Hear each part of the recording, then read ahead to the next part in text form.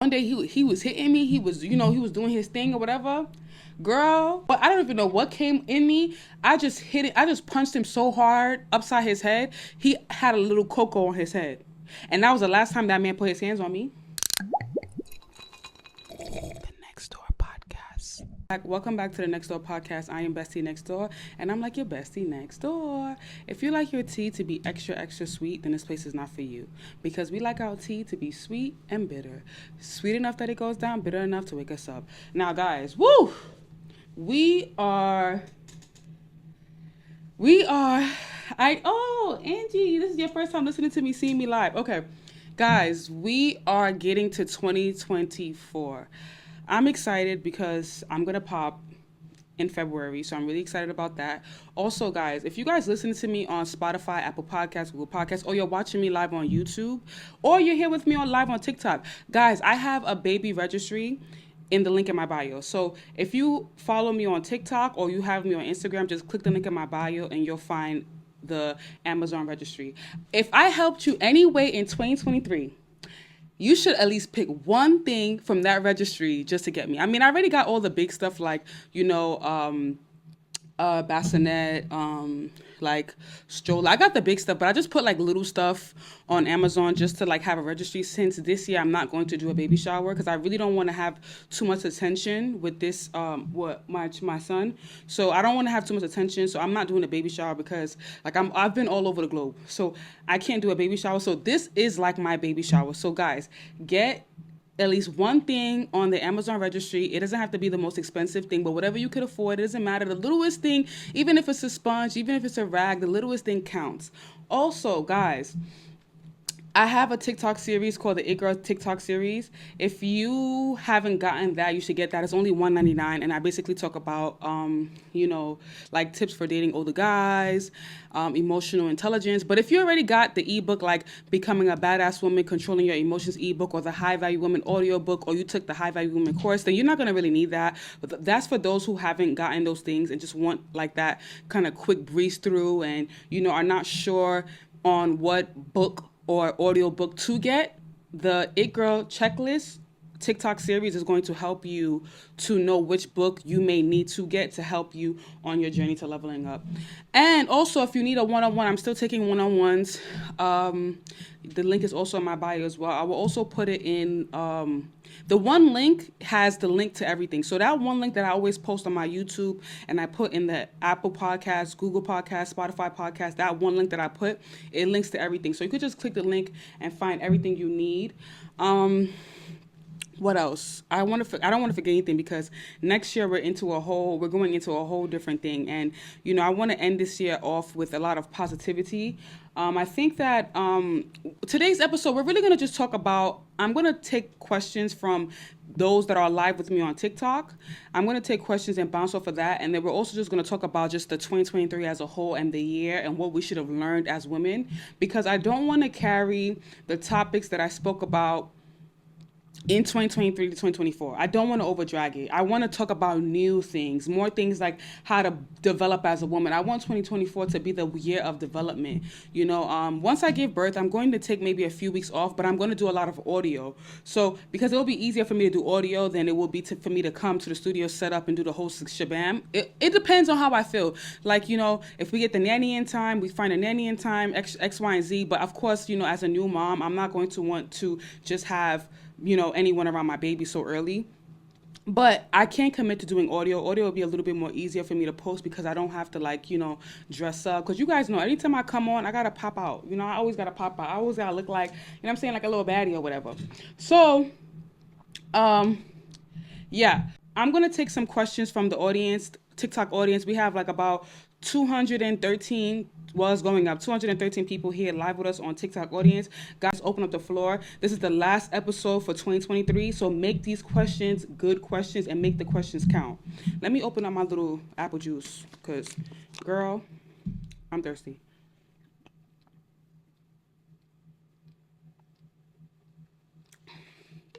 Okay, you guys are going a little bit too fast. Okay, someone said how to heal after a breakup. I think that this is one of the times where a lot of people go through breakups, especially during the holidays, because, Sometimes, to be honest with you, sometimes some men will literally break up with you during the holidays because he's broke and he don't got no money. He don't got no money to buy you a gift. He don't got no money to take you out. So he's gonna choose the holidays time where he know he gotta spend money to break up with you. I'm just kidding. That could be the truth, but I'm just kidding. When it comes to healing after a breakup, I want you to feel your emotions and just get dressed. Every day get dressed and look just like put on your makeup, get dressed, look in the mirror and tell yourself that you're that girl and start going out, start socializing. That's the only way to heal after a breakup is to start going out. And 9 times out of 10, it's so funny when it comes to breakups because when you don't want to go out and you actually force yourself to go out is when you end up meeting a new connection. And I know that happens to a lot of us. It happened to me. I'm pretty sure it happened to a lot of women. So force yourself to socialize. That's my best advice to healing after a breakup. Now, the next question, somebody asks, how do I ask him to invest in me? You see, the thing is this, right? I'm gonna tell you the truth. A man is always going to want to feel needed. So you can never really tell a man to invest in you directly. You have to make him invest in you indirectly.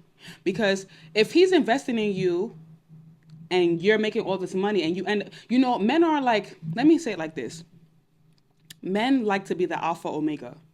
So it's like, if he invests in you and you end up making more than him, it kind of like bruises his ego a little bit. So when it comes to getting a guy to invest in your business or getting a guy to invest in whatever it is you want, if you notice, if you ask a guy straight up like, oh, can you help me invest in my business? He'll tell you, oh, I got you. And he end up not doing it. So never ever tell a man directly you want him to invest in you. Indirectly, when he's giving you money, he's already investing and you should be smart to know what to do with the money he's giving you. That's how you should go about it. Because, listen, let me tell you something. A man is always going to want to feel needed, and you telling him to invest in you is kind of like, you know what I'm saying? If he's not your husband or, someone serious, he's going to be like, Even, funny enough, is sometimes it depends. Because if it's your husband, then it's a different ballgame. Because your husband is obviously going to want you to flourish because, he's going to be flourishing as well. But I can't say that with all husbands because some husbands can be jealous. Okay, somebody asks, what if I'm losing interest in my relationship? If you're losing interest in your relationship, I think that you should move on. There's a reason why. I think that a lot of times us women, we tend to ignore our intuition and we tend to ignore our feelings. And when you are losing interest in your relationship, there's a reason why. First of all, before you even think about leaving him, and I don't want you to next call him too quick, I want you to do me a favor. For the person who asks, what if I'm losing interest in my relationship? I want you to do me a huge favor. Anytime you're thinking about leaving a man and you're unsure and you're indecisive, take a day to yourself, take a sheet of paper and write a list of the good and the bad. Once the bad outweigh the good, then you need to be walking out the door. That's as logical as you can be because sometimes we like to, make decisions based off of our emotion, but when you start becoming logical, you make decisions like you're playing chess because life is really like a chess game. Ashlyn, girl, I wasn't even gonna come on live. To be honest with you, I wasn't gonna come. I did a poll on Instagram and they were like, oh, I seen like a lot of people were doing visual. So I'm like, you know what, let me come visual. Somebody asked, I took the green box out the white carton. The white carton is strong. It's not like a fake, it's not like a flimsy type of carton. It's a really strong carton. So he wouldn't think that something is missing because the white carton is still on the desk. So remember, the green box is out. The white carton is empty. It don't even have the green. He don't even notice. He don't know. He's not paying attention. Now, see, bitch, let me say something. I'm from Brooklyn. I'm, you know what I'm saying? Like, I'm already 10 steps ahead of the game. Like, when it's time for me to be smart, I'm going to be really smart. So the white carton is there, and he didn't know that the green box is missing. So now he's going to the shower. So now, again, remember, my outfit, by my outfit and my demeanor, I didn't make him think that something was up. Because I wasn't hostile. That's what you got to understand. When you want to leave somebody, you don't got to be all hostile. When you're hostile, it's going to make them be on their toes. So because I was calm and relaxed and laughing and I was he saw me eating a salad, he didn't think nothing was wrong. He didn't think I was leaving. His dumb ass didn't go check the other room. And I was praying to God, I said, God, please don't let this man check the room. Because if he had checked the room that all my stuff was in, he would have knew that I packed all my stuff. He would have knew that something was up. But again, he was in his guilty phase. What does it mean? A guy is interested, but at the same time saying his situation is complicated. If a man is interested, but at the same time it's saying his situation is complicated, then you need to uncomplicate it by not even dealing with him at all. Next caller. Simple as that. Don't put yourself, if a guy is telling you his situation is messy, then why would you want to get into that mess? Once he says complicated, uncomplicate it by not even being in the situation, by not even being in the complication. You get what I'm saying? Should I cut him off if he says I never gifted him anything? I don't think you should cut him off. If a man tells you never gifted him anything, I don't think you should cut him off. I feel like you should try to gift him something, especially if he gifted you something. If he got you a lot of stuff, I mean, it costs you nothing to get him like a bottle of cologne or maybe like some boxers or something. Like, men are so appreciative of little things. You get what I'm saying? So if he has gifted you so much things, I don't think it's going to be a big deal for you to want to gift him something. You get what I'm saying? Like, you don't want to be... Like, let's not get it confused. You want to deal with the man that's giving, but you don't also want to be the woman that's take. You got to try to give at least something, you know, for him to feel appreciated. You know what I'm saying? So don't be the woman that's take. Don't make him feel like that. Make him a guy that's giving you and doing his best for you. You have to try to contribute something or give him something. Gift him something little. It could be cologne. Just gift him something so he feels appreciated and he doesn't feel like it's take. You get what I'm saying? Okay, I went out with my boyfriend to a club. His friend and girlfriend came. I found out my boyfriend was recording her. Recording her dance? I'm not gonna lie, that's a little bit weird. There's no way I'm gonna be going out with my boyfriend and my boyfriend is recording his friend's girlfriend. That's kind of weird. So Z said yes, recording her dance, and then he hides all the videos on an app. He doesn't know I know. I know you fucking lying.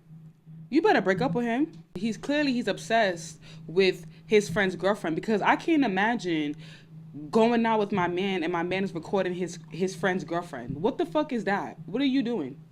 Like, what is that? Honestly, I tell you, to be honest with you, you see, I don't know, Z, let me ask you a question. Do you want me to be the devil or you want me to be an angel? Which one you want? Because I'm going to tell you the devil side, I'm going to tell you the angel side. What's the angel, what side, what's the given, V? You want me to be the devil or you want me to be the angel? Because the devil in me is already like, you know what? The devil in me is like, you know what? Okay, both? All right, cool. The devil in me is like, you know what? Since you want to record his girl...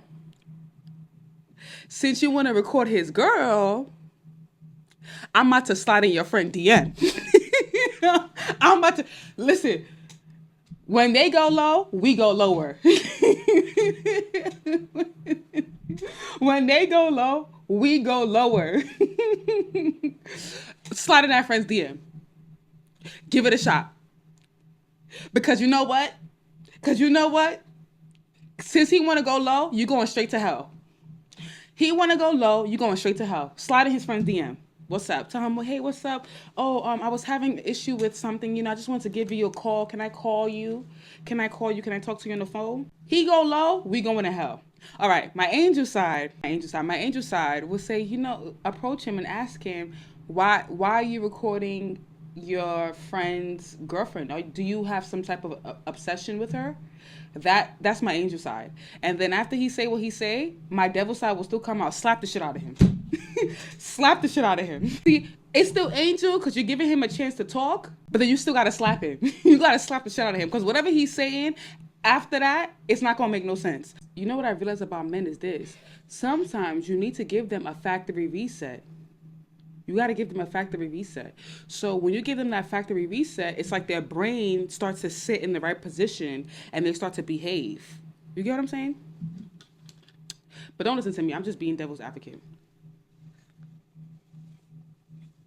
It's not like a slap, like you slap them like a bitch, but it's kind of like a little, like, you know, like a upside the head, like, I'm just joking, Shauna. I'm just joking. It's a joke. Relax. Come on. Hello. We're just joking. Oh my goodness, you guys are so sensitive. People are saying abuse. Well, fuck it then. It's abuse. What y'all gonna do about it? I said what I said. Not a devil in me is out. I'm on demon time. Yeah. And what? It's abuse. And what? All right. Anyways. Somebody asked, "What's the best gift to get a guy under $100?" You could get him cologne. You can get him a tracksuit. I think. Wait, how much is a tracksuit? I think with the last time I bought my man a Nike tracksuit, that it cost me about the top and the bottom. It was like $70. I think the bottom was 70 and the top was 70, and then they had a discount. So you could get him like a hoodie. You can get a man a hoodie. You can never go wrong with getting a guy activewear because they're always, they always need that like throw on outfit to like run to the store, stuff like that. Men do appreciate those active wear outfits as well, especially if you know their size. Us women it's kind of difficult for a man to shop for women when it comes to clothes because, we have different shapes and sizes. We're different shapes. So like we may say we're a medium, but he may get something that's not stretchable and it's really a small. But a man now, if a man tells you, okay, I'm a medium or I'm a large, you can literally just go to like Macy's or go to any department store and just get him like a nice little active wear up and down outfit or cologne, You could get him cologne too. Oh, a thousand. A thousand. Shit, girl. Um, you can get him some nice slippers, some nice slides. Like Dior I think you could get him a lot of stuff. Like mad stuff and like one big thing. You can get him a lot of stuff. It all depends on the type of guy he is. You get what I'm saying? Yeah, somebody said don't spend all of that unless he's your husband. I'm not gonna lie. It depends. The only way I would spend $1,000 on a man, because I can't say I've never done that. I did it for my husband, of course, because we're together. But it's only the only way I would spend 1,000 on him is if that man spent mad money on me. Like he has to have spent mad money on me in like the course of like 2 months for me to say, okay, you know what? Let me make $1,000 investment. You know what I'm saying? Okay, Angel. So yeah, yeah, definitely. That definitely you can do that. What kind of guy is he? Is he like an active guy? Like, is he the type of guy that likes to, like, when he's going to the store, what does he usually wear? Is he like, a jean and top type of guy? Or is he like he wants to put on sweatpants, and just quickly go to the store type of guy? Cause mine's too. Mine's too spend a lot on me too. Like when I went home, I have this picture. I don't know if you guys have me on Instagram or whatever, but I have this picture where I took like my man. He bought me a first class ticket, and of course, when he did that, I had to like reciprocate the energy and then just get him something nice. He spent like $10,000 in that month. He spent like 20 grand in that 1 month. It was like I'm like, damn, daddy's getting busy. There's a few things we should have all learned this year, 2023, from just celebrities and, all the toxic things that are going on in social media. Number one, the first thing we should have learned this year is a baby does not keep a man. And we learned that from Krishan Rock and Blueface situation because her having a baby did not change her. Neither did it make her and Blueface any closer. But I can't even talk about their situation because their situation is a whole drama and a whole tactics behind it. But I feel like there should be a lot of lessons that people should have grabbed from that. A lot of people, was like, oh, Blueface is this, Blueface is that. But it's like when you see a man acting like that, you can only look at her and say, you know what? You knew he didn't want the baby from the beginning, and you thought that after you had the child that he was going to change and he was going to be more warmer towards you. It didn't change. And I'm gonna tell you this, guys. I'm gonna tell you this right now. If a man is not loving you before a child, he's not going to love you after. I promise you. Don't think that a baby is going to make a man warm up to you, make him love you more. He's not going to love you anymore. Actually, he's going to resent you because now he feels like, why is she forcing herself on me? You get what I'm saying? Especially if the man told you he didn't want it. If he told you he didn't want it, then don't even like if a man tells you he don't want a child and you decide to keep it, just know that you're keeping it for yourself. Don't don't have any resentment towards that man because at the end of the day, he made it really clear to you that he didn't want it. And we've seen that also. That's the same situation happened with this well, what's it called? Like Anthony, what's this guy named? This NBA player with this side chick that wanted to keep the child, and he paid her 100K. We should have all of these things. We should have learned from. We should have learned from that. We should have learned from Simone's husband, how he was acting, how he made it seem like he's the prize and she's actually the prize. We should learn how to be more sacred with our bodies.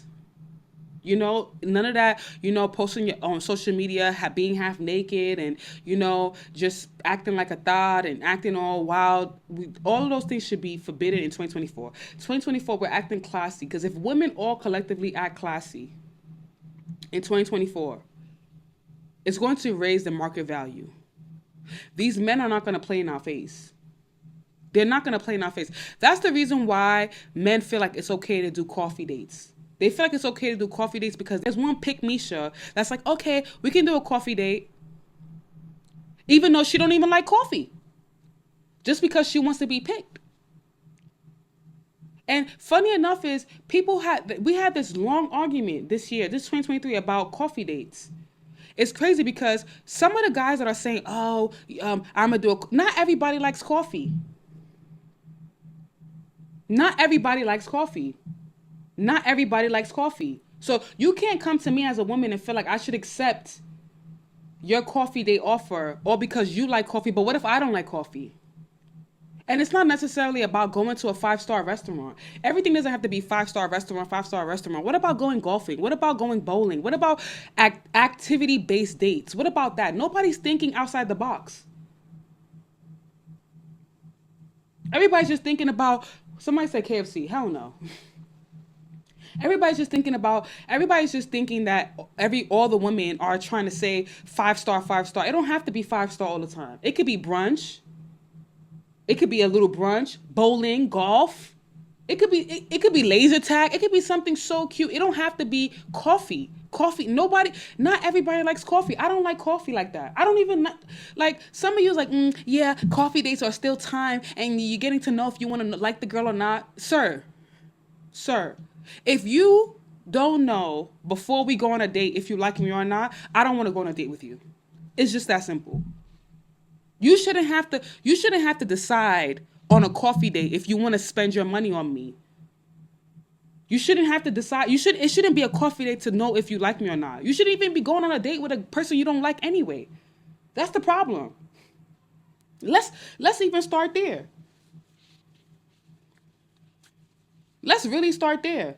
You shouldn't even be going on a date with someone you don't like. So I don't understand why men can't wrap it around their big skulls that not every woman is going to accept a coffee date, because not a lot of women like coffee. There's so many other dates in the world to do.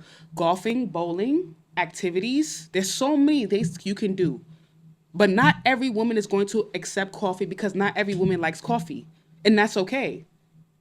But you should know if you want to date that woman or not. This is why a lot of people waste their time. This is why a lot of people in the dating scene waste their time, because I want to see. No, sir. If you're not sure about me, next caller. Don't take me on a date if you're not sure. I don't got time to convince you on why you should like me. Stop wasting your time. And that's something that we should have learned in 2023. Going on dates for free meals. See, a lot of you rather go on a date for a free meal, but you don't understand that your time is precious. You can't get your time back. None of that going on dates for free meals. Whatever food you go in to eat, you can make that in the house. This is how you're going to avoid wasting your time. I'm telling you how you're going to avoid wasting your time. If you know you don't like that guy, don't sit there and say, oh my God, you know what? I just want to go out to eat for free food. No, in 2024, we're not going on dates for free meals. If you know that you don't like that guy and you don't see the potential in you guys being something, don't go on a date. Next caller. Simple as that. That's how you avoid wasting your time. Stop asking me if I'm pregnant. I'm pregnant. Yes, I'm pregnant. Do you want to get something for my baby? I have a registry. The link is in my bio. Pick up one thing.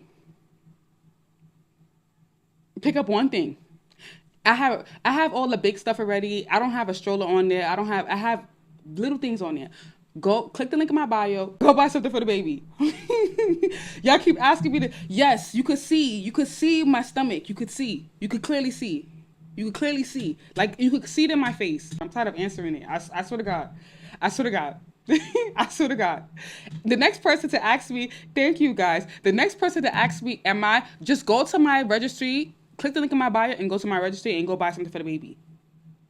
I am married. I am. How you couldn't tell? Oh my God, you could tell. My face got so chubby. My face got chubby. Like, you could tell. My face got so chubby. Thank you guys. It's just that I try to put myself together so I could come on, but I've been feeling some kind of like, a little uncomfortable, like, like, you know? How I met my husband. Okay, I'm gonna tell you, I'm gonna repeat this story because this is like, we're going into 2024. So I'm gonna tell you how I met. It's a boy, it's a boy, it's a boy, it's a boy. It's a boy. It's my first child. I think I'm at the right age because I'm in my late 20s. I'm in the right age. I don't want to wait till I'm like 30, like late 30s or like, mid 30s. I think by my like mid 30s, I want to have a second child. So now that I'm in my late 20s, let me just have one so that when I do decide to have my second one, it'll be my 30s and there'll be like a little age gap. You get what I'm saying? All right. It's crazy.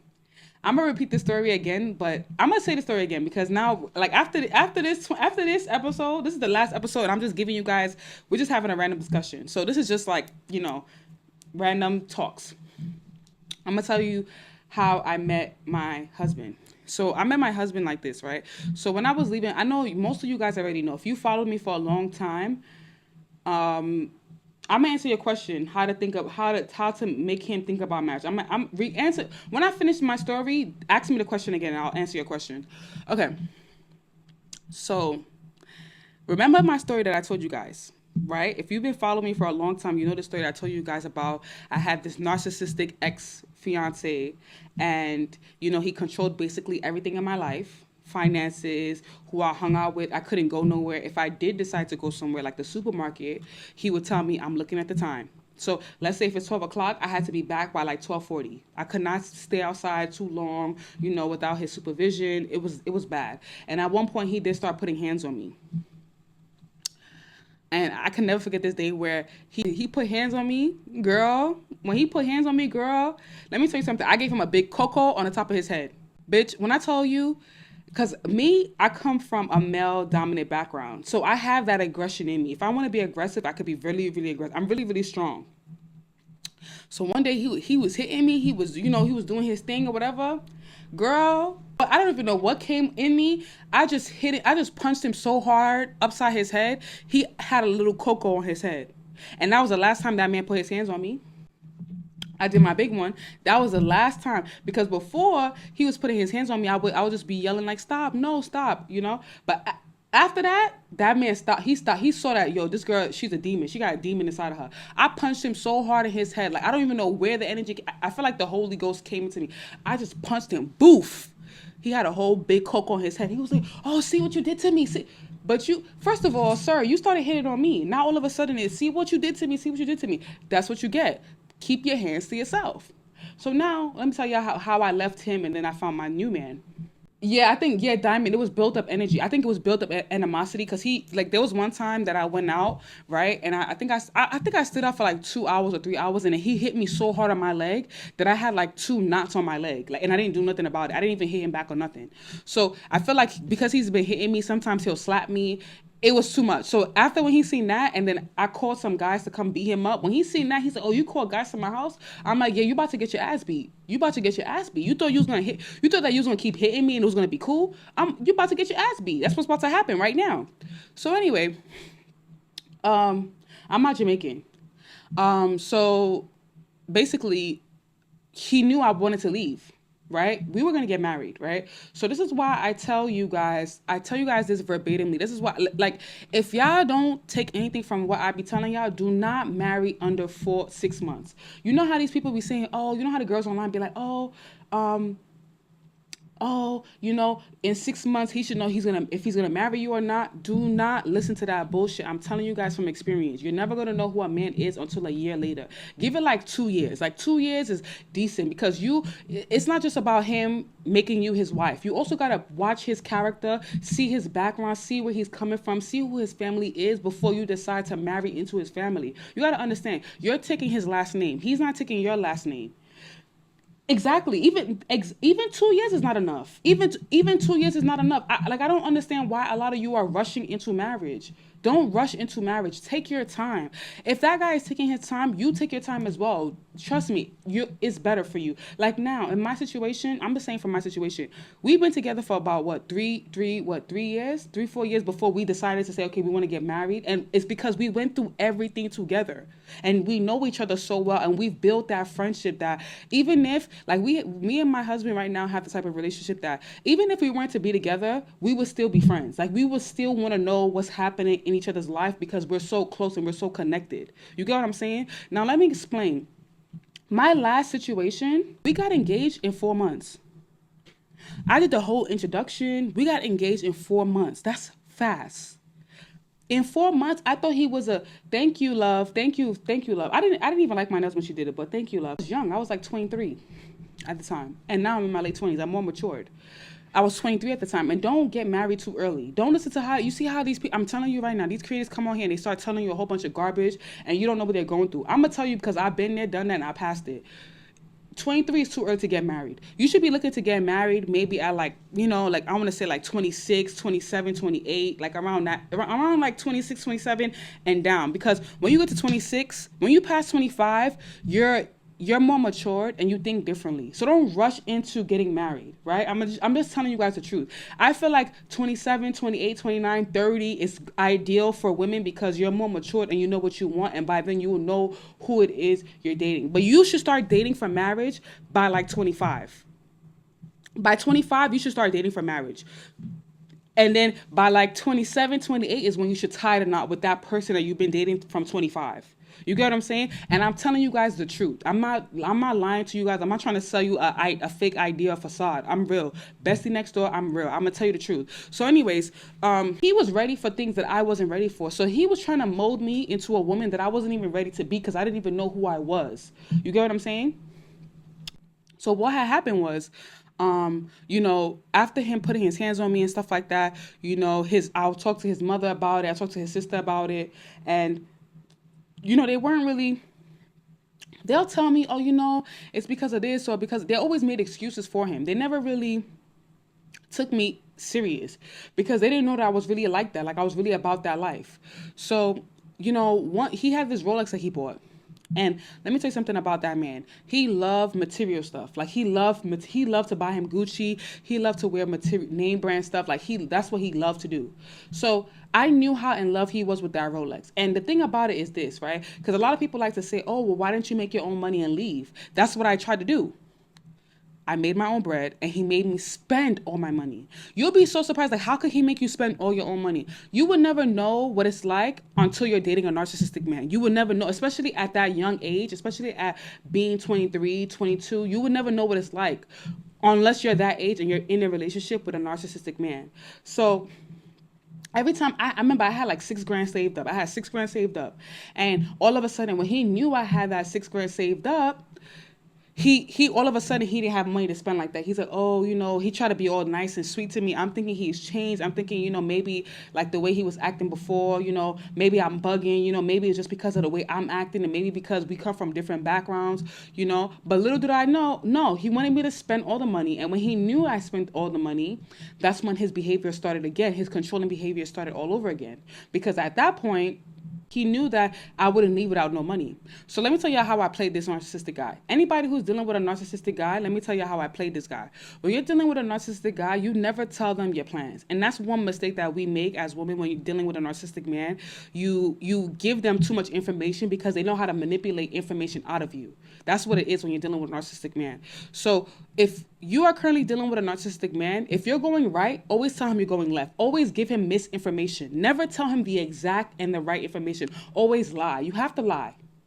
You have to lie. You can never tell them your plans because if you tell them your exact plan, they're going to find a way to sabotage what it is you want to do. And that's what happened to me. Trust me, I tried to leave before even me getting to the point that I had to get to. I tried to leave so many times and he sabotaged it every single time.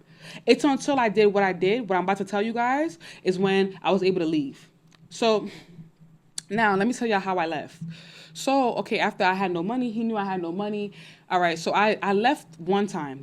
Before even leaving the last time I left before, he knew I didn't have enough money because I stayed in a hotel for like 2 days, and he was like, "Oh, she's gonna come back home. She don't have enough money for the hotel or whatever the case may be," which was true. I had no choice. I had to come back home because where was I gonna go, right? So the first time I left like in February, and I'm so happy it played out like that because if my situation didn't play out the way it did, I wouldn't have met my husband now. So um in February I left. I went to a hotel or whatever, and he was so confident. He was like, "She's gonna come back. She don't got no money. She's gonna come back." So I had to come back. So now I was just thinking, like, he had this Rolex, and he wear his Rolex, bitch. He can wear his Rolex to sleep. That's how desperate. That's how attached he was to that Rolex. So now, one particular Sunday, and anytime I pack my things, because what the thing is this, right? I had packed all my things, but I had nowhere to put it. So, and I had my own room too in the house. Things from when the first time I was deciding to leave the house, all my things were still. I never unpacked my things. So that first time that I initially wanted to leave the house and I couldn't leave and I had to come back, all my things were still packed up until this day. I was literally, if I wanted to change my clothes or whatever, I would literally take it out of a suitcase. I never put my things back in the closet because I already knew in my mind that I do not want to be with this man. This is not the man I want to be with.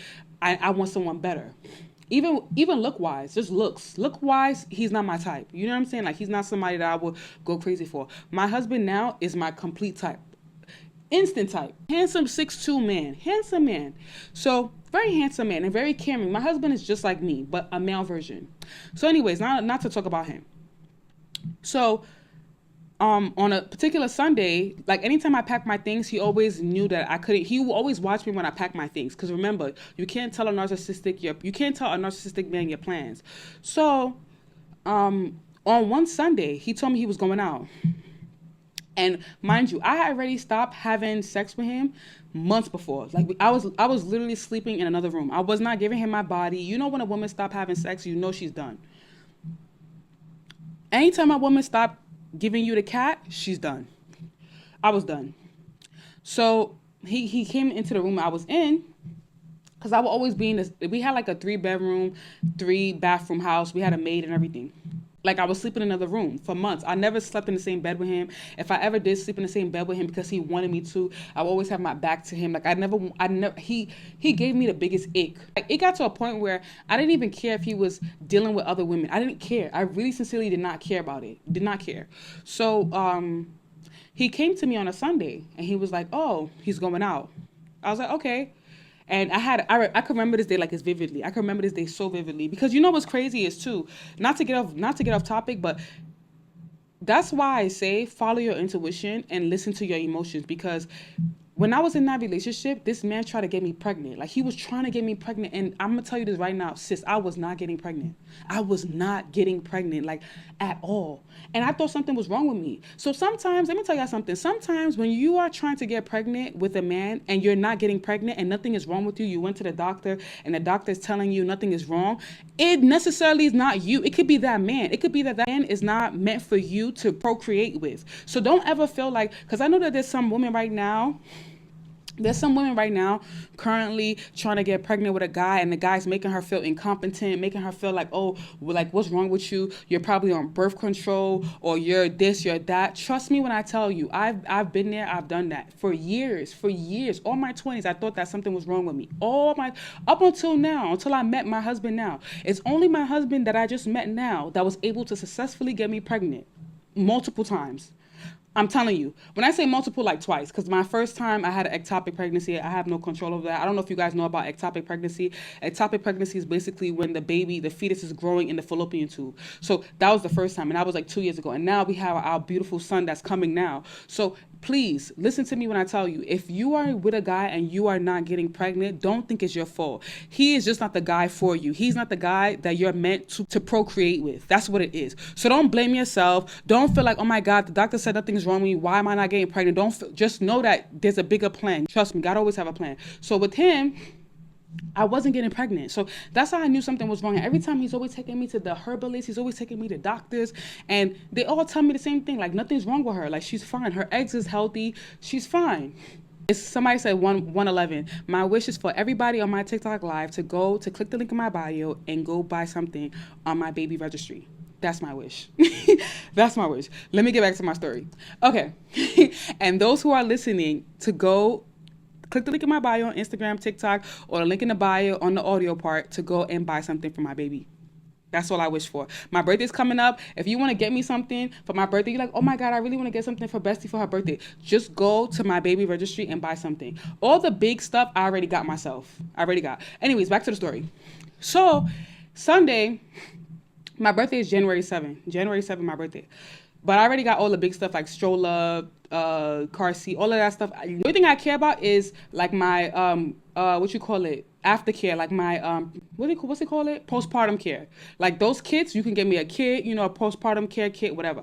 Okay, let me get back to the story. So Sunday, he came to the room I was in and was like, oh, remember what I told you guys? All my things were already packed. So the first time that I wanted to leave, I couldn't leave because I couldn't afford it. I never unpack my things. Let me tell you something. When you're ready to leave a man, if you're going to leave a man for whatever reason it is, and let's say he got you back in the house and you still feel like you want to leave, never unpack your things. Don't get comfortable. Because when it's the time to leave, you got to go. You're not going to have time to repack again. You know what I'm saying? Once you get to the point of packing all your things, sis, keep your things packed, because there's going to be another opportunity and there's going to be a reason why you need to leave. And there's a reason why you packed all your stuff. I was living on my suitcase for a little while, for like a few weeks. And then now, remember what I said. Okay, let me get to the juicy part. Because the reason why I'm telling this story is because you guys asked me, how did I meet my husband? It all connects. This all connects, right? So it's funny because I thank God that February, I didn't have the money to leave. Because if I had the money to leave in February, I wouldn't have met my husband. Let me tell y'all. So Sunday, he came into the room I was in. He seen me like rearranging my stuff. And what I mean by rearranging was I was trying to organize my suitcase because like my clothes were everywhere. Because you know, when I was looking for, like if I was looking for a top or a pants, like I would kind of like disorganize my suitcase. So every Sunday I would take my time and fold my things and make my suitcase really organized. So he saw me like organizing my stuff. And I can remember this day vividly. I had a hat on my head. He slapped my hat. He was like, oh, you think you're going somewhere? You're not going anywhere. But anyways, I'm leaving. I'm going out. I said, okay, no problem. I don't care. Like I said, I don't care. So him hitting my hat, I think I had like a black cap on. It's so crazy how I'm wearing a hat right now because he literally hit my hat. Him hitting my hat, it just gave me the biggest ick. I was just so irritated. So you know what? I was pacing around. Like I was walking in, because remember, we was in a 3-bedroom, 3-bathroom flat and we had a chef. But the chef wasn't there. And I had a dog at the time. So after he left, I have this thing where if I'm alone by myself, I talk to myself.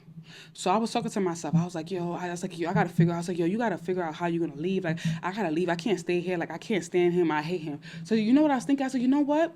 I went to the room and I saw that he had his Rolex box there.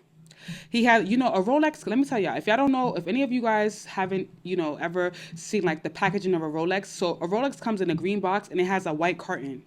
So I went to the room, like, I don't know, I was walking and I saw that the white carton and the green box was still on the table. Like a light bulb went off in my head. I don't know what, like, it's like God wanted me to do this. A light bulb went off in my head and I'm like, yo, take his Rolex and sell it. Since it's getting to the point where no matter how much you try to leave, he's always stopping you. Like, take his Rolex and sell it. So you know what I said? In my head, I was like, you know what? I had this hotel that knew me. So I took all my stuff. That's why I said keep your bags packed. When you pack your bags from leaving a man's house, never unpack your bags because you never know the opportunity you're going to have to leave. So now, remember, all my bags are still packed. I grabbed all my stuff. I took an Uber. Put my things. Bitch, let me tell you something. I cleaned out that room. There was not one thing left in that room. The only thing that was left in that room was the outfit I wanted to wear to leave the house, which is the next day. So I packed all my things, all the suitcase, everything I had. I even packed some of his stuff too. I think I packed one of his Gucci sneakers. I packed like a sweater, like a Versace sweater. I packed some of his stuff too. I ain't even gonna front. Packed some of his stuff, put it in the hotel. I went to the hotel and I told her, I was like, the girl, she knew me because I went there previously because she knew that I was in a situation.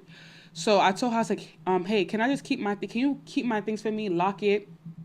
I'm going to come right back. So she was like, okay, no problem. I'm going to be, if I'm not here, I'm gonna tell my second, and the key's gonna be right here. She locked all my things for me. I didn't have a room at the time. Everybody in that whole, it was a small like boutique hotel, but everyone knew my situation, like knew that the situation I was in. So I went back to the house. So I was pacing back and forth. And at this point in my life, I was so fit. Like, let me tell you something. One thing about me is I'm really into fitness. I'm really into exercising every day, going for walks. Like, every day I used to go for walks. I was on a serious diet. So my body was shredded. Like, my body was shredded. When I tell you I was looking mad good, like, I knew that after leaving him, I looked good. Like, I had like the shape, everything was on point. That's why when you're trying to leave someone, don't wait till the moment you leave to want to work on how you look. Work on how you look while you're in the process of trying to leave that person. Because that's exactly what I did.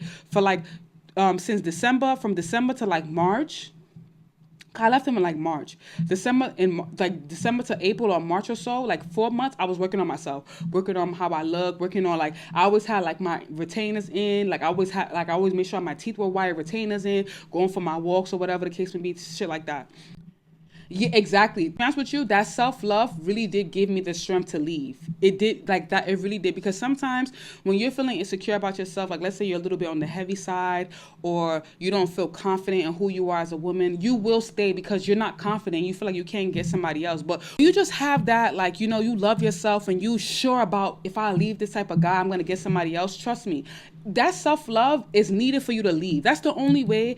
The only way for you to have courage to leave a toxic situation is when you have that self-love. Like, you're taking care of yourself, you have a routine, you're peaceful, you're at peace, you're gonna leave.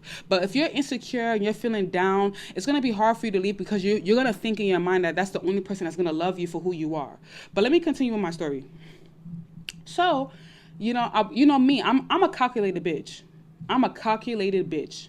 I'm a calculated bitch. After packing all my shit, I had my shit in the storage, a little bit of his stuff too, locked up away. I was still walking around the house. I was still walking out the house. I was still walking around the house. So as I was walking around the house, I'm like, okay, it's funny because this man that I'm talking about, literally, had he had came back home on time, this would have never happened. This is how I know God wanted me to do this. This is how I know for a fact. So, I'm walking around the house. It's like around, all right, he left the house around, like, let's say, he left the house around 10 p.m. Now it's like around 3 a.m. He's still not around. 4 a.m. He's still not around. 5 a.m. He's still not around. 6 a.m. He's still not around. And usually he knows that by like 7 a.m. is when I go for walks with my dog. Because my dog was also my strength as well, because my dog was very active with me. Every time I'm taking my dog for walks every morning, and we're going for long walks as well. My dog really helped me with losing weight at that time too. So when it got to 7 a.m., I called him. I'm like, hey, like, I didn't want him to think that anything was wrong, because when you're doing something, you see, this is the thing. I'm giving you guys game. When you're trying to checkmate a man, you never want him to know that you're trying to checkmate him. You never let him know that. Don't make it obvious, right? You can't call him and be like, oh, where the F are you? No, I didn't give him any sign that I was upset. I was like, hello? He's like, yeah, what's up? I was like, oh, where are you? You didn't come home last night. Is everything okay? He's like, oh, I'm fine. I'm gonna come home soon. I'm hanging out with such and such. We having this and that, blah, blah, blah. I was like, okay, just checking on you. Hung up the phone. All right, cool. So I went for my little walk or whatever with my dog, and then I was talking to myself. I'm like, God, please let this work. Like, this man, I would literally have to cut his wrist off in order for me to get this Rolex. So I was like, God, please let this work. Let this work.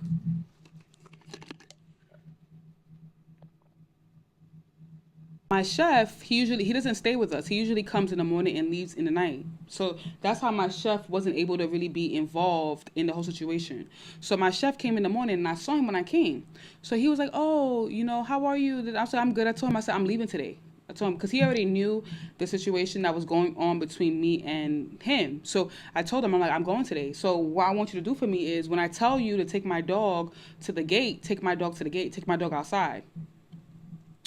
So he was like, my chef was trying to beg me.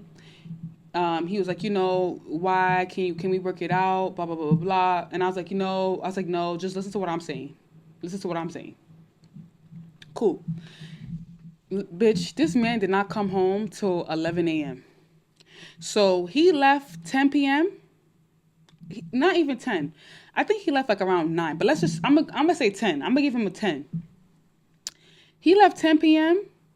and he didn't come back till 11 a.m. Almost close to afternoon.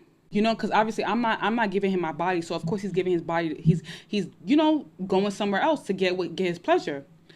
So again, let me tell you, I'm a calculated. I already knew that if I was still wearing my active wear, like my active clothes, he's gonna know something is up. He's gonna know. So you know what I did? I took off my active clothes and I put on this long jalabia, like a long dress, one long dress. So he thinks nothing is wrong. And you know what I did? I told my chef, I said, because I had one bag in the room. I had one bag left, so to carry and just go. I told myself, I said, make me a prawn avocado salad. He made me a salad. I was on the phone with my homegirl from Jamaica. We was on the phone. She was like, oh, don't do it. I was like, girl, there's nothing you could tell me. You're not wearing my shoes, so you're not going to know where it hurts. You're not going to know where it hurts, girl. Stop. So me and her was on the phone laughing. Like I used that time that he, like from like 10, because my chef came out like around 9. So like by like 9:45, I had in my head like, yo, I can't wear my active wear, because if I wear my active wear and he see me with my sneakers on, he's going to know something is wrong. He's going to be on his toes because he's already guilty, because he knows that he know that last night he was with a girl and he was getting laid. So he's going to feel guilty. So I'm like, you know what? Let me be smart. I took off my sneakers. I took off all my active wear that I usually use to go outside. Took it off and put it in the bag. So after that, I was eating my salad. He walked in the door while I was eating my salad on the phone. I was on the phone with my friend laughing. Good time, girl. Laughing, kikiing, laughing. You would have thought nothing was wrong, because he's used to me being upset. You see, I flipped the script. I was being unpredictable. He was probably expecting me to be upset and have an attitude and be all mad and squeezing my face and stuff like that. But no, I was laughing. I was kikiing, laughing like it was no problem. Nothing is wrong. Everything is cool. So he sat in the living room. He started pressing his phone. He sat in the living room. As soon as he came into the house, I didn't immediately get off the phone. Again, you have to be smart. I didn't want him to feel like something is wrong, because if he felt like something is wrong, he's going to be on his toes. I wanted to throw him off completely. So waited for me to get off the phone, because I already finished my salad. I finished my salad, everything. Finished my salad. So I'm like, oh, where were you last night? He's like, oh, he went to such and such. He had to go do blah, blah, blah, blah. I said, okay, no problem. Now, I gave him 3 chances to apologize and say he was wrong. You know, the issue that I had with this man was this. This was the main issue I had with him. The main issue I had with him was he didn't know how to apologize. He had too much pride. And I'm going to tell you guys, I'm going to tell you ladies from myself, never deal with a man that's too prideful. You can always grow with a man. You could work with a man that's not prideful. You can always work with a man that can hold himself accountable. Because let's be honest, there's no man that's perfect, but a man that's accountable is somebody you can work with. But a man that has too much pride, you can't work with him, because he's never going to see that he's wrong. He's never going to see he's wrong. Everything, he was an Aries. He wasn't even Leo. He was an Aries. Everything that he do, he's gonna feel like he's right. And you can't deal with that type of guy, because if you're trying to grow and have a family, that's not the ideal man you want to be the head of your household. You want a man that could be accountable. You want a man that can listen to what you're saying, because we women, even though, yeah, we may not be men are the providers, but we do offer a lot to the table to men as well. Like just mentally and spiritually, like we have different gifts to offer to men to help them in life in general. But if you're dealing with a man that's too prideful, how can you help him or guide him in the right direction or tell him to avoid certain things if he always feel like you're wrong? So now that was one. So I went to him and I said to him, I said, do you feel like what you did is right? That's what I asked him the first time. He said he ignored me. I said, okay, this guy must think that, because again, remember the first time I left, I had to come back because he knew I had no money. So in his mind right now, I have no money, so where am I going? So he could treat me, do me any kind of way, because number one, my mom already knows I'm with him. We're engaged, so he could do whatever he want to do to me, because it don't matter. But here, one mistake that he made that made me know that he wasn't the man for me was this. When he was low on cash, you know what he did? He sold our rings. He sold our rings for money. And he told me, like, I'm going to get us bigger rings when I make more money. Once he did that, I already knew this is not the man for me. Because why would this ring symbolizes our connection and our commitment. It don't matter if you have not $1 in your name. You shouldn't even be thinking in your head about selling our rings. You shouldn't even be thinking like that. But whatever, he really didn't have money. He regret. Even funny enough is after all this happened and after we broke up, he kind of told me he regret doing that. That was wrong of him to do. But whatever, that's besides the point. So, you know when a man just finished getting laid from another chick, the first thing he gonna do is go in the shower. So I followed him into the master room. He's taking off his clothes and he's hiding his body from me. That's how I knew that he did something wrong. Because if he didn't do nothing wrong, why are you hiding your body from me? You could just open up your body and just go in the shower. And why are you going to the shower immediately as soon as you came into the house? So I'm like, okay. I'm like, I was in my head, I was so happy. Bitch, let me tell you, my palms was sweating. My palms was fucking sweating. That's how I was like the what's the word? Adrenaline was running in my body. Like my palms were sweating. Thank you for the heart. My palms were sweating. So I went to him again and I was like, do you think what you did was right? He was giving me a whole bunch of runarounds. He wasn't saying nothing. Bitch, remember what I told you in the beginning of the story? I told you in the beginning of the story that this man would literally sleep with his Rolex on. Like the only way to get that Rolex off his wrist is if you cut his wrist off. I'm telling you, God wanted me to do this because this particular day, this man took his Rolex off and put it on the desk. And remember, I took some of his things. Remember, when I packed my things out, when I packed my stuff, I didn't take the white carton of the Rolex box because if I had took the white carton of the Rolex box, he would have knew something was up. The only part that I took from the carton was the green box because when you're trying to sell a Rolex, you don't need the white carton. All you need is the green box and a certificate. That's all you need. So he knew what he did the night before. He knew that he was fucking another girl. So he couldn't, what was he going to do? You get what I'm saying? So remember, all my things in the other room was packed. Remember, the night before, I already went to the hotel, packed out all my things, kept my things there. I only had one bag there. The bag that I was going to take to run, forward run, that was the bag that I had there. Remember, my workout clothes was in that bag. And I definitely was not going to leave my dog with him because if I left my dog with him, he would have used my dog as a pawn for me to come back. So I already had my dog's things packed too. So he finally took his watch and put it on the desk. And he's going into the shower. So as he goes into the shower, I went into the kitchen. I told my chef, I said, take my dog outside. Because I wanted my dog to be already prepared for us because we got to go. We got to run. We're going to have to run in like 5 minutes. I'm going to get to the story. You guys said I was getting arrested. First of all, let me finish my story because I don't want to get sidetracked with you guys bullshit ass comments.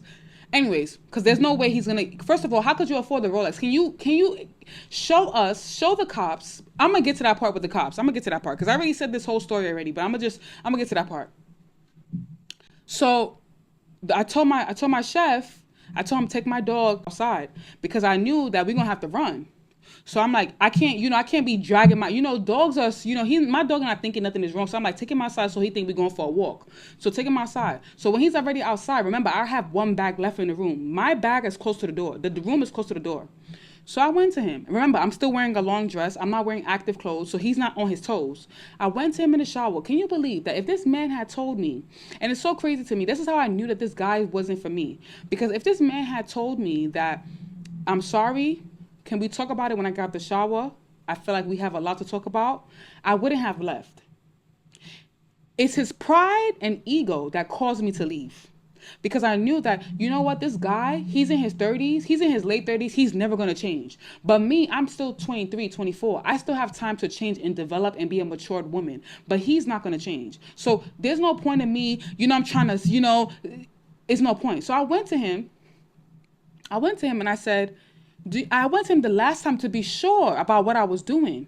I said, do you think what you did last night was okay? Because you left last night. You didn't tell me I'm not coming back. Even though I'm not having sex with you, you could have at least called me and said, hey, how are you? I'm not coming back tonight. I'm going to hang out with X, Y, and Z. Even though it's a lie, it's the courtesy. Me and you live in the same house together. You could have told me that. Even though me and you are currently not having sex, we could have worked it out.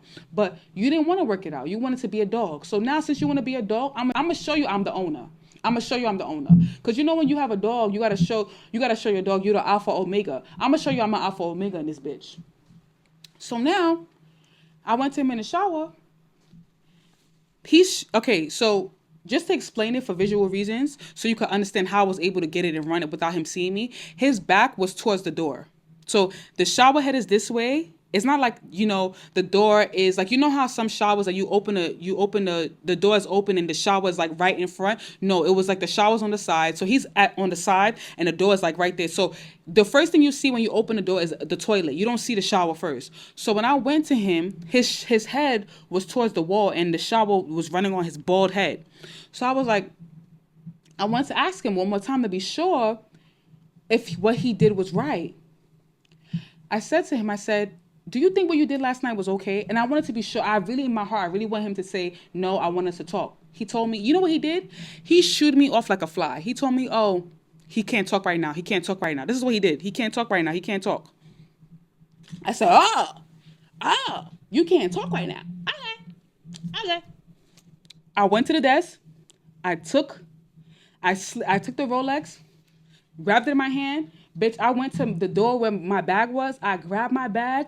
I went towards the back door and started running towards my chef. I said, give me my dog.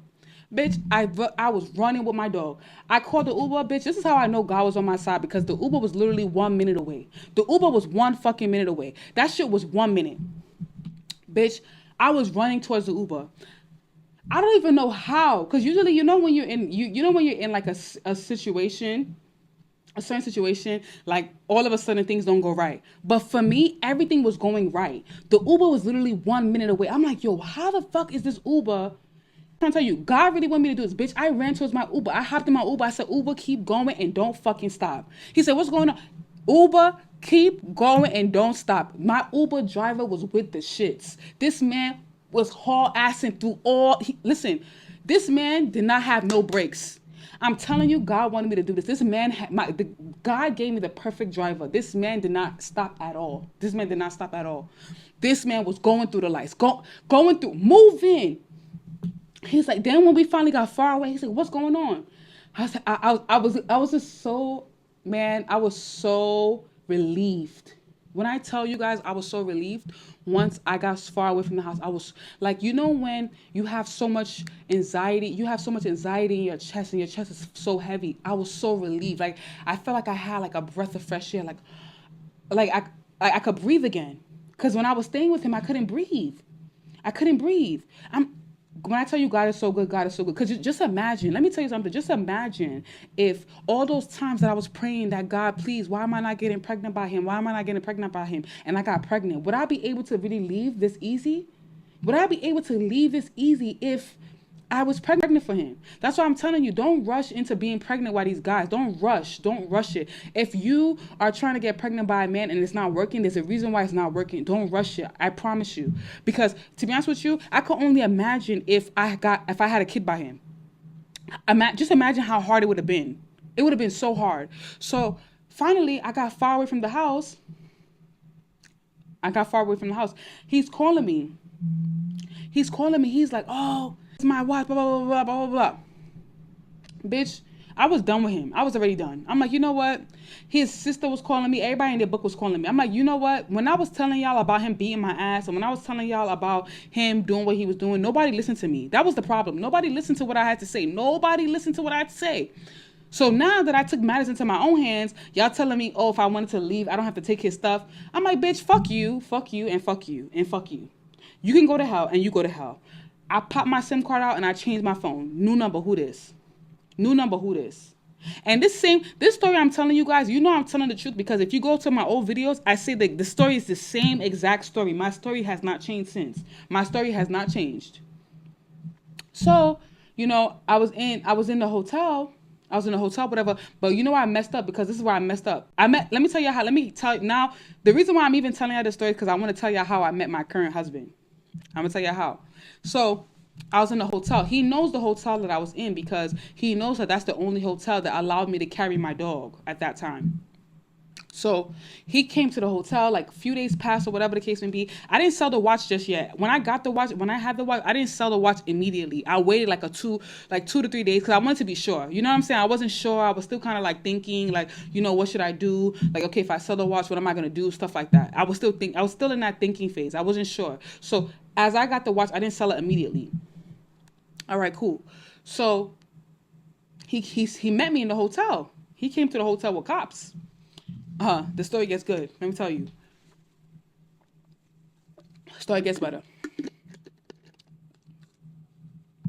No, I didn't give birth yet, babes. I didn't give birth yet. All of you guys that are on my live right now and you're enjoying my story and you love me and I've helped you out some way, click the link in my bio and go get something off the registry. Anything small, I love it. Anything small, I appreciate it. It's not about me. It's not going for me. Just think about it's going for Bestie's baby because I love Bestie so much that I'm going to help my sister out with the baby. Go get something for the baby on my registry. Click the link in my bio. My registry is there. I'm having a boy. Okay, back to the story.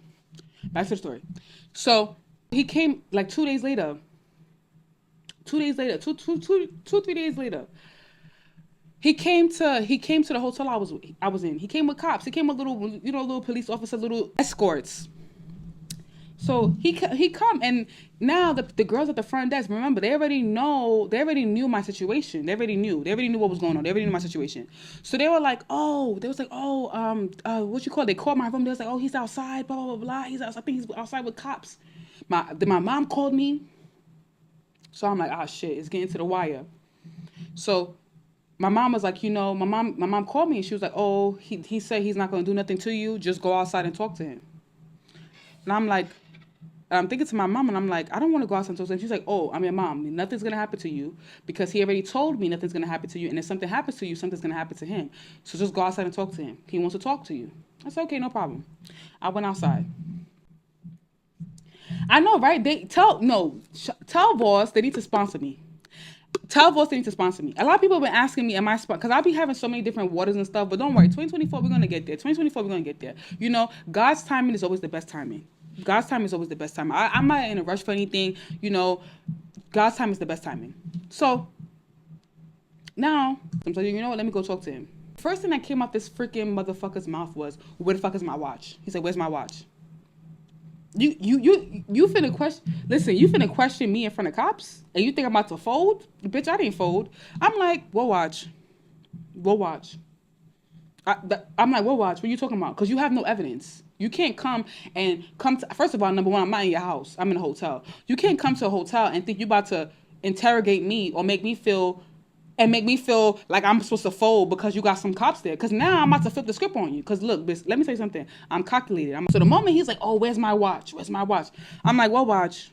I'm like, you want to tell the cops what kind of watch it was so they can ask you how you could afford it? Oh, all of a sudden, he changing up his story. Now the same energy he had in front of the cops when he saw me, he didn't have that same energy. Now he want to talk to me on the side. Oh no. Don't talk to me on the side. Let's talk in front of them. Let's talk in front of the cops so we can start telling them, so I could tell them how you abused me. And you could explain to them how you could afford a Rolex and how much was that Rolex, because I don't have it and I didn't know you had a Rolex. Okay, let's get there.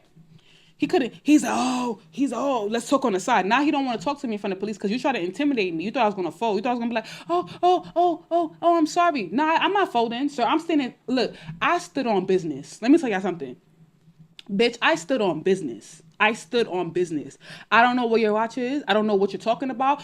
Tell us how you could afford a Rolex, first of all. Because we need to know how much that Rolex costs. We need to know what kind of work you're doing. Because whatever work you're doing, clearly we all need to get into that work as well. Oh, let's talk on the side? Oh, you want to talk on the side now? Oh, no. No, I think we need to include all of them. Everybody needs to be in this conversation. Oh, no. Now he's telling them to go back. Oh, go back. All right. Okay. So now we on the side. We talking on the side. He's like, oh, where's my watch? If you wanted to leave.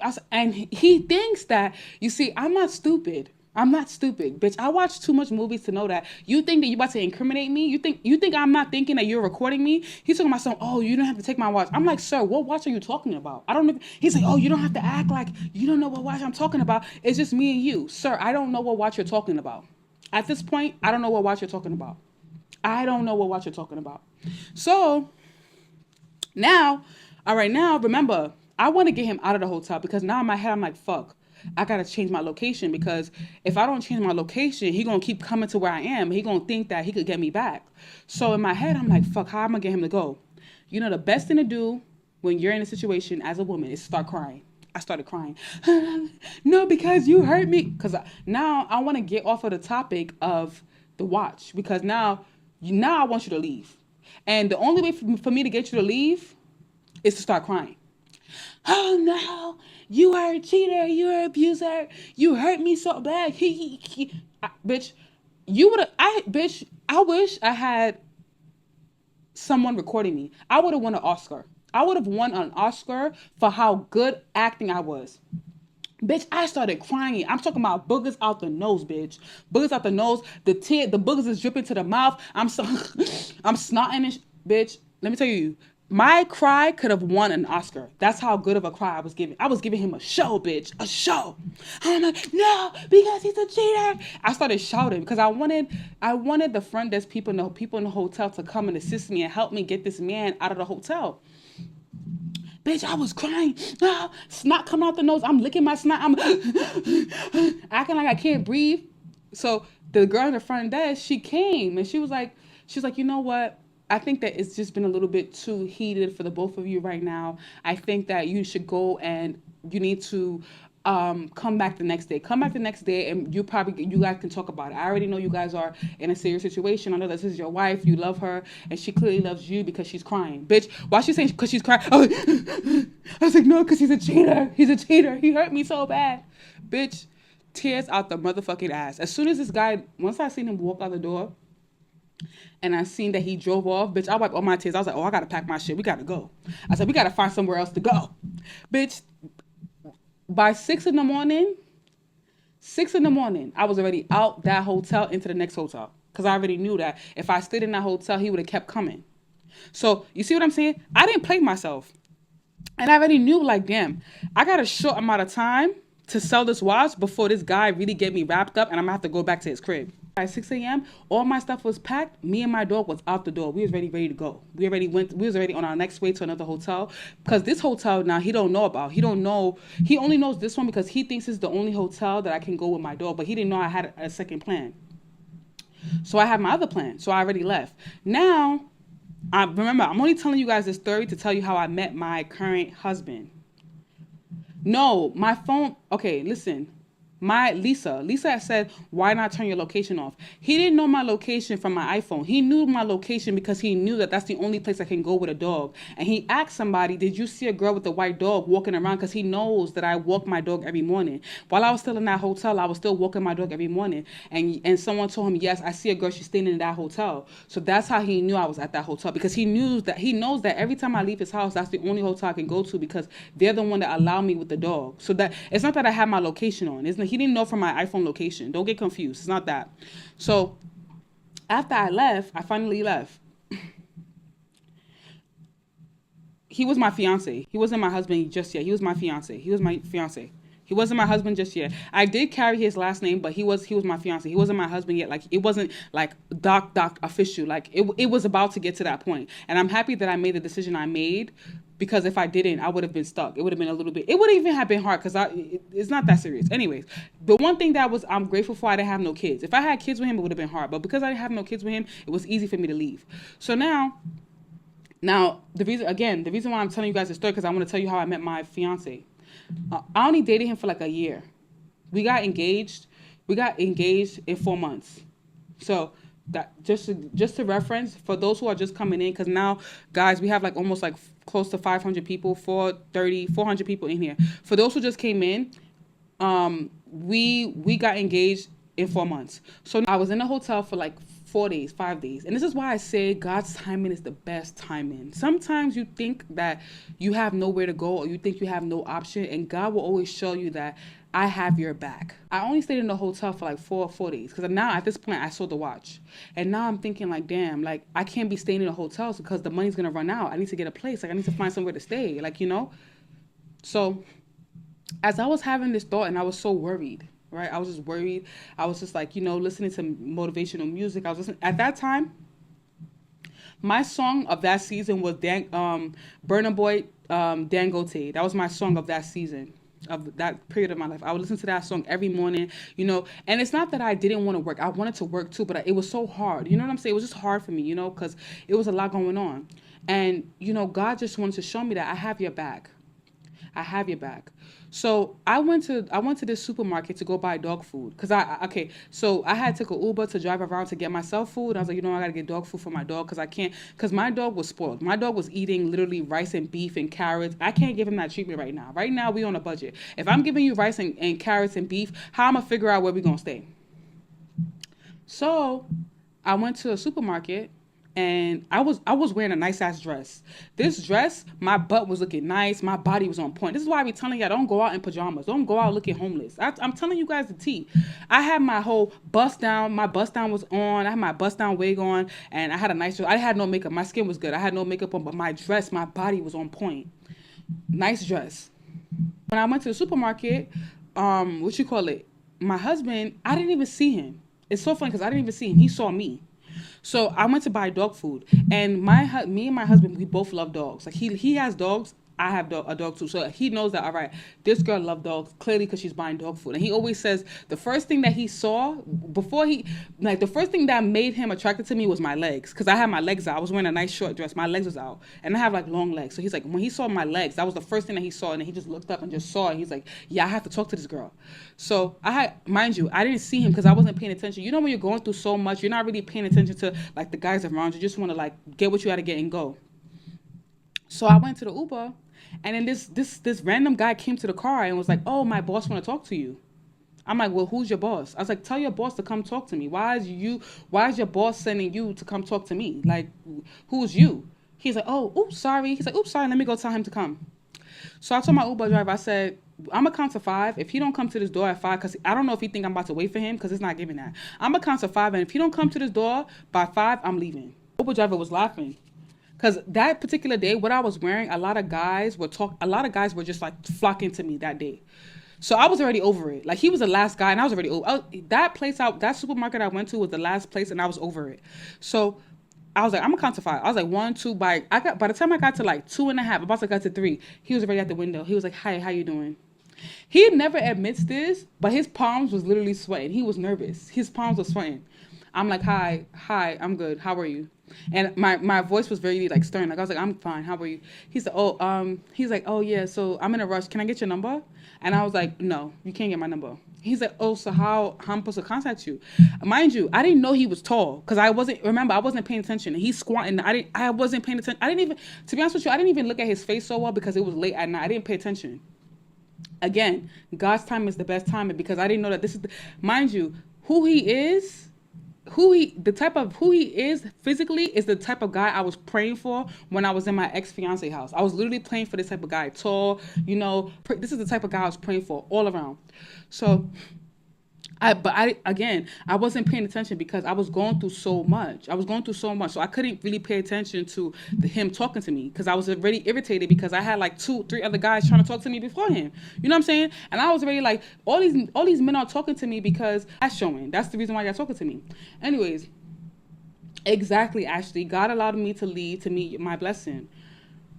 I'm telling you, go back to the praying board. I promise you, I was literally praying with all my faith, and it literally took me it didn't even take me a year or even a month to find my current husband. All right, cool. So now he comes he's like, oh, so how am I contact you? I said, you could contact me from Snapchat, but you're not getting my number. I didn't say you're not getting my number like rudely, but I was like, no, I don't like to give strangers my number. I like to go from social media to number. Like I didn't want to feel like I'm just so easy. You know what I'm saying? So he took my Snapchat. I took his Snapchat, and bitch, the next day, I didn't even know he was going to Dubai. This man was flying first class Emirates to Dubai. I was like, ooh. I was like, ooh. So now, okay, see, I didn't pay attention to him when we was in person, but when I saw his Snapchat, I'm like, ooh, first class Emirates. Hold on. We on to something. Something's popping. Something's popping up. Something's popping up. So we started talking a lot through Snapchat, and we right. So we started talking a lot through Snapchat because now he got my attention. Now I'm like, oh, okay, first class Emirates. I'm seeing you having fun. You at this place. I'm like, oh, all right, he's the one. And now I'm looking at his face now, and now we like, one thing about me and my husband when we first met, we was really honest with each other.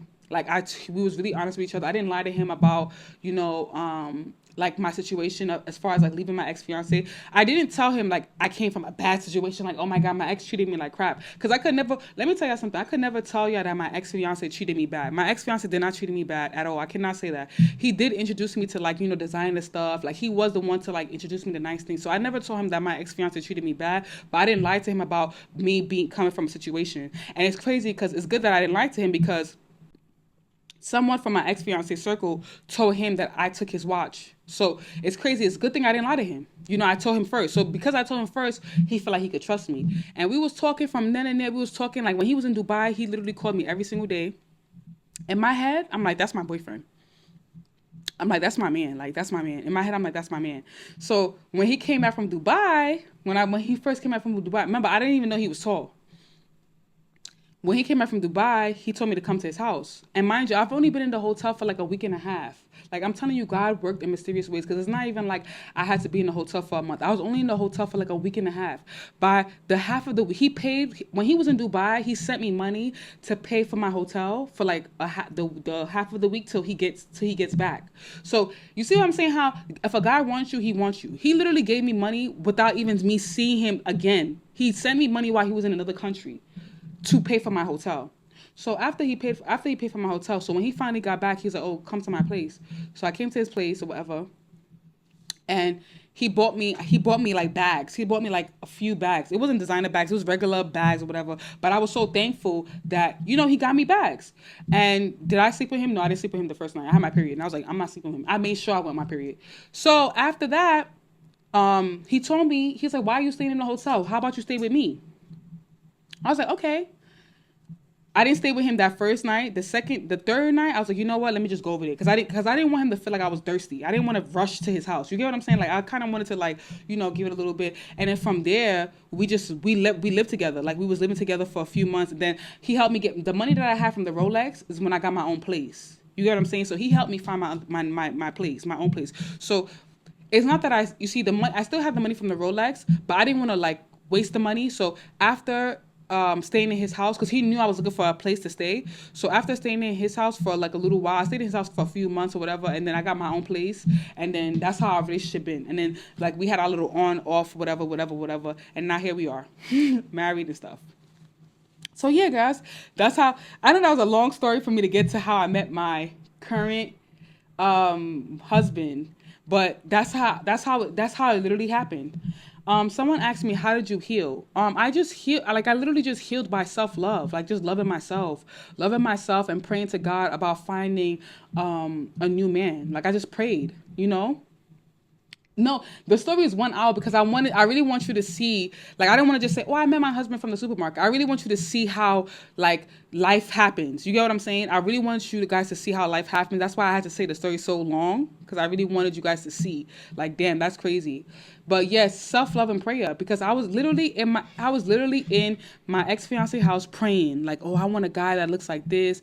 I want him to have this type of character. He literally has even the bad characteristics I asked about. I told God that if he has this, I don't mind. He literally has it. But the one thing that I wasn't compromising on was his ability to say sorry. And one thing that my husband does now that I love about him is no matter what he does, he always tells me sorry. He's always holding himself accountable. He would never sit there and feel like he's too proud or too good to tell me sorry. And that's one thing I love about him.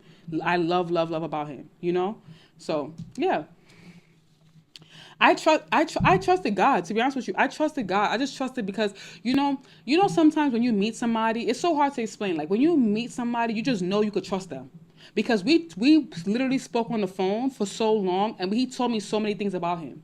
He told me so many things about himself, and I told him so many things about myself as well. Like, I just trusted him. He's a Libra. I just trusted him. Like, his energy, like, he just, first of all, number one, he just met me. He didn't have to buy me bags coming from Dubai. He didn't have to. That was the one thing that I loved. That was a green flag. Green flag was he bought me something from his vacation. He just met me. You know, sometimes when you just meet a guy and they just come back from vacation, they don't really buy you nothing.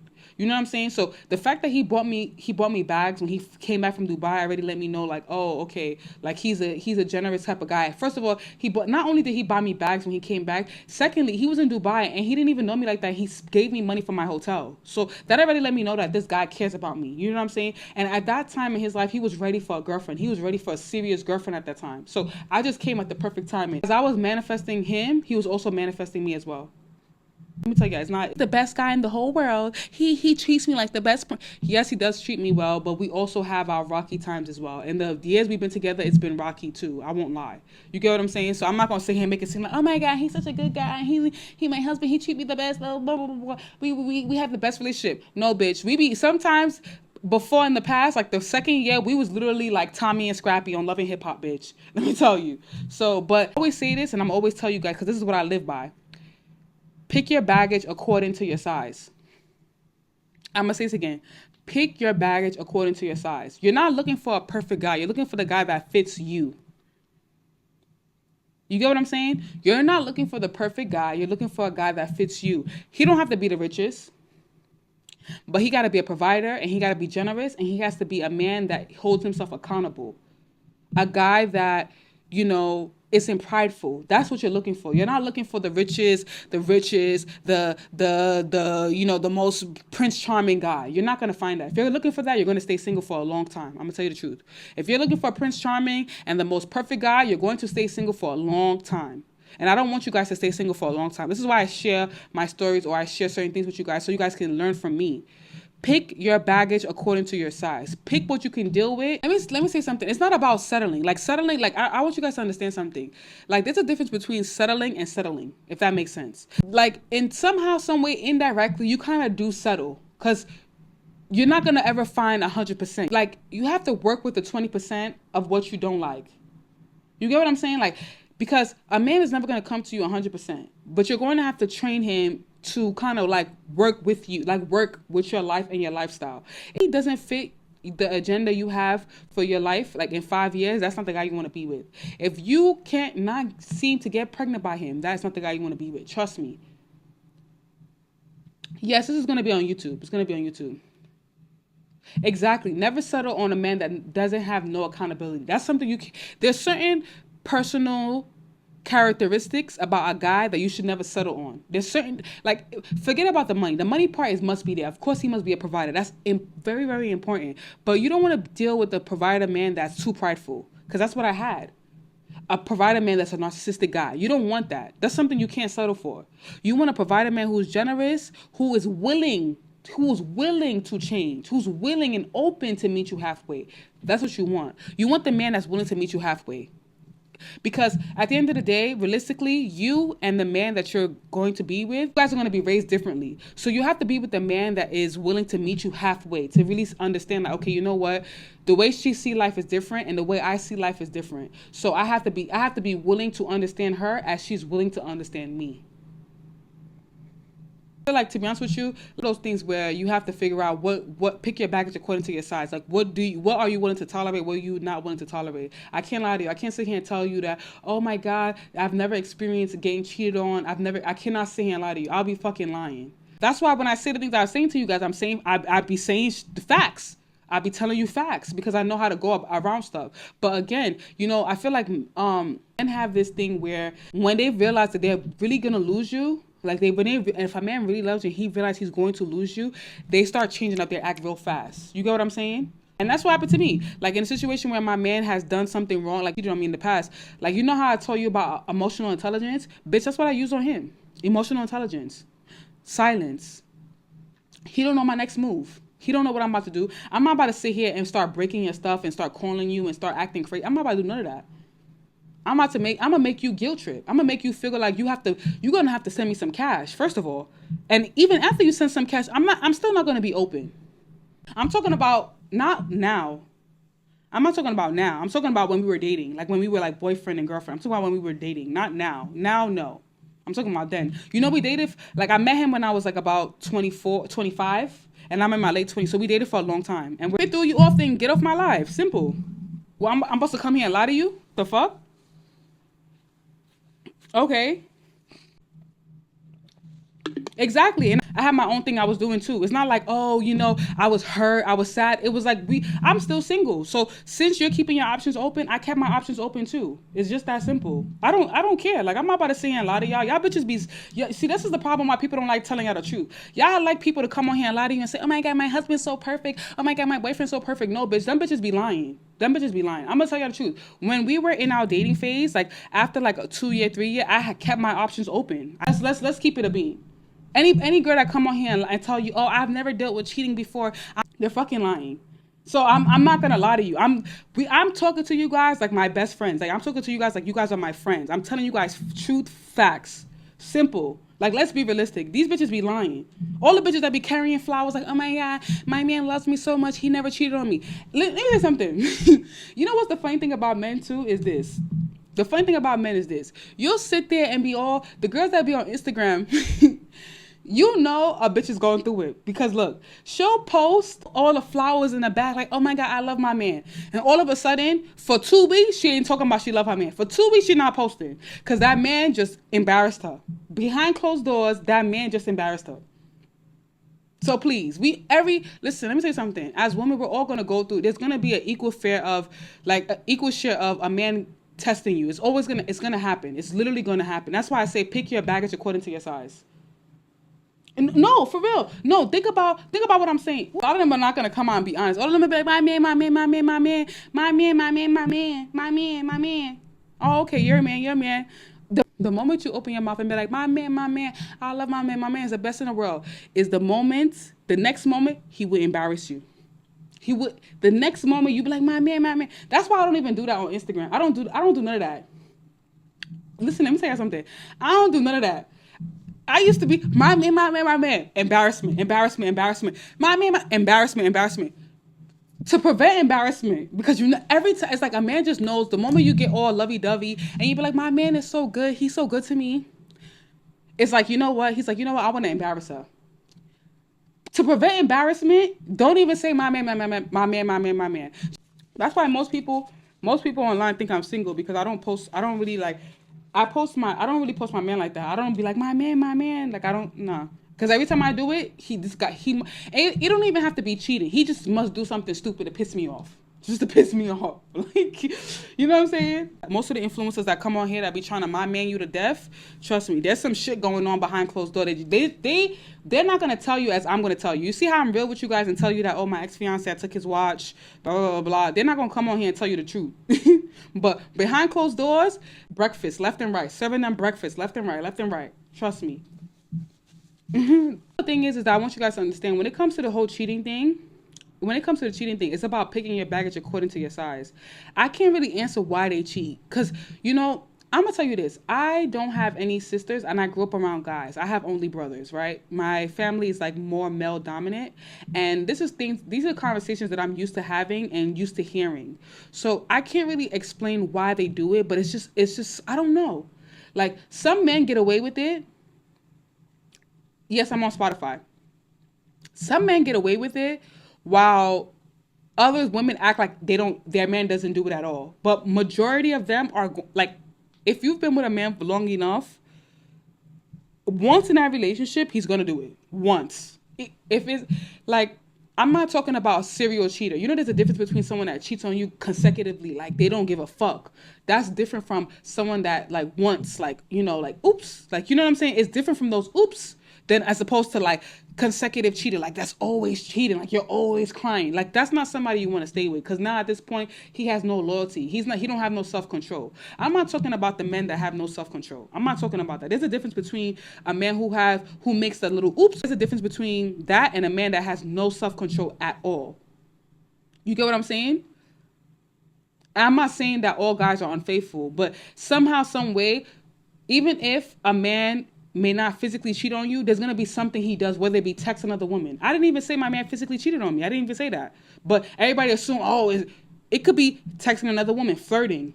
It could be anything. It could be, because we women take different things as cheating. It could be, him texting. It could be him looking at other women. It could be him even toasting another woman or even trying to get another woman in his bed. You get what I'm saying? So there's different forms of cheating. Exactly. Cheating doesn't have to be physical all the time. I want you guys to understand, like, it doesn't have to be physical, the physical act. It could be the thought. It could be anything. It could be, oh, a little kiss. It could be anything. So let's stop trying to say, oh, let's stop looking at. That's why I don't judge celebrities on staying with their husband or their man after cheating, because it's so many different things to it. You got to pick your baggage according to your size. You may leave a man today for cheating and the next guy do the same thing. You get what I'm saying? Like, you got to really pick your baggage according to your size. Sometimes some women would consider a guy even getting a girl's number cheating. So now you're going to leave a man that's taking care of you. Like, this is where you have to be emotionally intelligent. You have to be smart as a woman. Because, this is only little girls is going to sit there and say, you know what, fuck him. Because he got that girl's number, I'm going to leave him. And I'm going to leave him and work hard and see it. I don't need a man. Only stupid girls act like that. A smart woman is not going to leave a man because he's texting another woman and he's taking care of the bills. Why would you want to sacrifice all of that because of one little bimbo? Why?